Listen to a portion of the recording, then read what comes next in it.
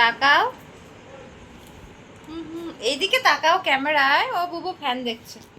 প্রত্যেক সপ্তাহের এই একটা দিন আমরা অপেক্ষা করে থাকি একটু ছেলেকে নিয়ে বেরোবো। শুধু ছেলের জন্যই নয়, আমরা মানে স্বামী স্ত্রী নিজেদের জন্য একটু সময় কাটাবো বলে অপেক্ষা করে থাকি। আসলে এই ব্যস্ততার জীবনে প্রত্যেক ছেলে বা প্রত্যেক স্বামীরাই নিজেদের জন্য নয় কিন্তু ফ্যামিলিকে ভালো রাখার জন্য পরিশ্রম করে। আর এই ছুটির দিন পেলে মনে হয় সারাটা দিন একটু ভালোভাবে কাটাই ফ্যামিলির সাথে। এইটাই তো সবারকার ইচ্ছে হয়, আর ইচ্ছে হওয়াটাই স্বাভাবিক। তো তাই সবার প্রথমে আমরা কিন্তু বাঙালির প্রিয় ফুচকা, সেই ফুচকা স্টলের সামনে দাঁড়িয়ে হাত পেতে ফুচকা খেয়ে নিচ্ছি। আমরা এক এক করে খাবো। তোমরা হয়তো আমাদের ভিডিও থেকে জানো যে পুপুকে নিয়ে খাওয়া আমাদের কাছে খুবই কঠিন একটা ব্যাপার, তাই আমি আগে খেয়ে নিচ্ছি।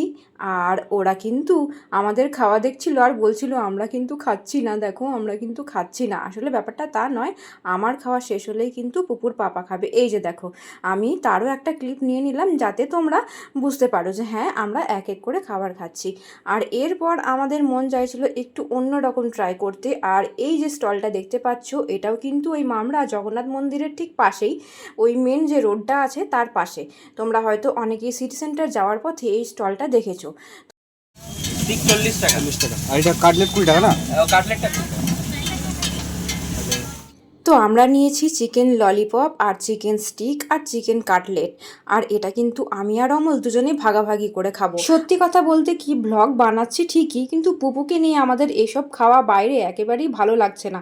কারণ পুপু এসব খেতে পারে না, আর ওর দেখলে কিরকম যেন একটা খেতে ইচ্ছে করে। বাচ্চা মানুষ, ও বড় হলে আমরা এসব ওকে নিশ্চয়ই খাওয়াবো।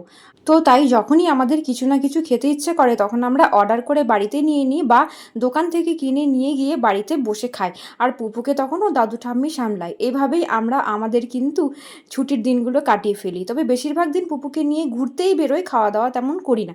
এবার বক বক তো অনেক হলো, এবার খাবারের ব্যাপারেও কিছু বলা উচিত। খাবার যেহেতু আমরা খেলাম, আচ্ছা এখানের খাবার কারা কারা খেয়েছো আমি কিন্তু জানি না।